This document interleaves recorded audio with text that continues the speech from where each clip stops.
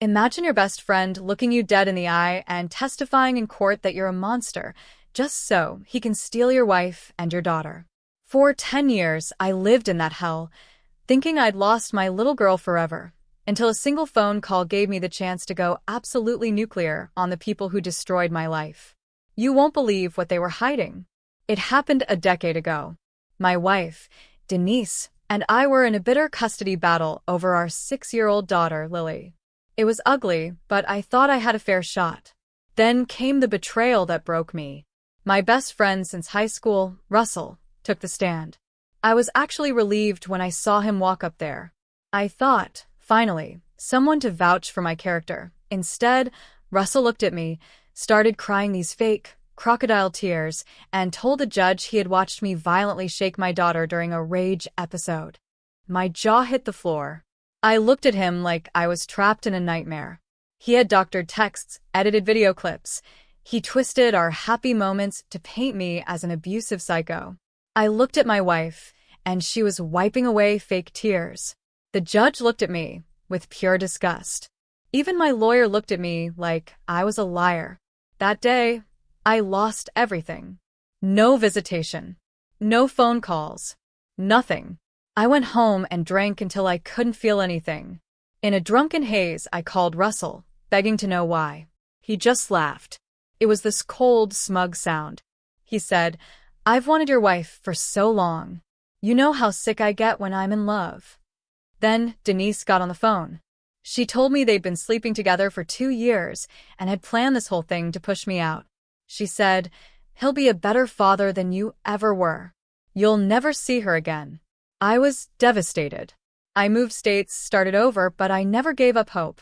For 10 years, I sent birthday cards, letters, and gifts. I never got a response. I assumed they threw them in the trash. Then, out of nowhere, the phone rang. A hospital in my old hometown said my daughter, Lily, had been in a car accident. They told me my name was listed as her emergency contact. My heart nearly exploded. Why me? After 10 years of silence? I didn't ask questions. I jumped in the car and drove 5 hours, hands shaking the whole way. When I walked into the waiting room, Denise and Russell were there. They looked stunned. They clearly didn't expect to see me. Denise ran off to find a doctor, leaving me alone with Russell. And this guy, the audacity. He started talking, his voice dripping with fake sorrow, trying to play the victim. He admitted right then and there that he never gave Lily my letters. He laughed about convincing her I had abandoned her. But then, he said something that made my blood boil.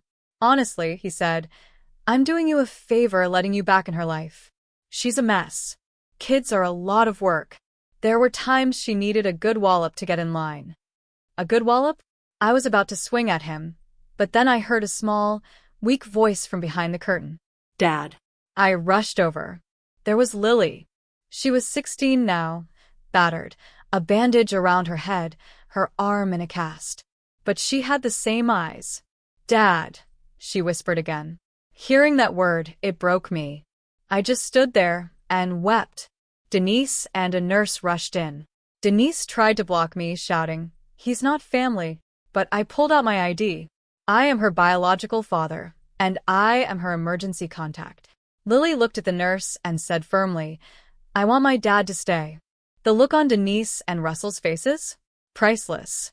The nurse kicked them out. Once we were alone, Lily told me everything. She said, "They told me you left us, that you didn't want me." I told her about the letters, the gifts, the decade of trying. She looked at me, tears streaming down her face, and said, "I know. I found them." She told me she had found a box in the attic full of my open letters. She realized they had been lying to her for years. That's why she memorized my number from the stationery and listed me as her contact. She knew the truth. Then she dropped the bomb. She asked, "Did you really hurt me when I was little?" "Because, Russell, he hurts me." She rolled up her sleeve. There were fading yellow bruises, shaped like fingers on her arm. She told me Russell had a temper, that he was driving drunk and angry when he crashed the car. I felt a rage I didn't know I was capable of. I stayed by her side all night. The next day, things got intense. A social worker from CPS, Amber, showed up. The hospital had flagged Lily's injuries as inconsistent with a car crash. They suspected abuse. And since Russell blew a high number on the breathalyzer, they were listening. I told CPS everything. About the lies, the custody battle, the hidden letters. Denise and Russell tried to ambush me in the hallway. Denise hissed, "You walk away now, or I'll make sure you regret it." I looked her dead in the eye and said, "Lily found the letters, Denise. She knows you're a liar. And the hospital knows Russell drives drunk with a minor in the car. I'm not going anywhere." They actually called the police on me, claiming I was harassing them and brainwashing Lily. But I had a secret weapon. Lily's best friend, Emma. Lily had smuggled some of the letters and photos of her bruises to Emma's house for safekeeping. My lawyer got a statement from Emma confirming Russell's abuse. We had the evidence. The court hearing was a war zone. Denise and Russell's lawyer tried to paint me as the violent one again, using the old court records. But my lawyer, Stephen, was ready. He laid it all out, the drunk driving, the hospital report, and the letters Lily found before the accident proving I never abandoned her. The judge asked to speak to Lily privately. When they came back, the judge announced that the temporary custody would remain with me. Russell lost it. He stood up in court, face red, and shouted, "This is wrong. She's manipulating everyone. We did what we had to do back then, because he was going to take her. We couldn't let that happen." Silence. The whole courtroom froze. The judge lowered his glasses. "Are you admitting that you fabricated evidence in the original custody case?" Russell tried to backtrack, but he had dug his own grave. The judge referred the case to the district attorney for perjury and child endangerment. He gave me permanent custody. Walking out of that courthouse with Lily was the best feeling of my life. In the months that followed, Russell went to jail for child endangerment and DUI. Denise finally divorced him. She ended up apologizing to me, admitting she was weak and went along with his lies. I don't know if I forgive her, but I'm civil for Lily's sake. Lily is doing amazing now. She's finishing school online, she's safe, and we're making up for lost time. Last night, I found her working on a photography project for school. It was a timeline of her life. There was a big gap in the middle, and then photos of us from the last 6 months. She put my old, unread letters on the table as part of the exhibit.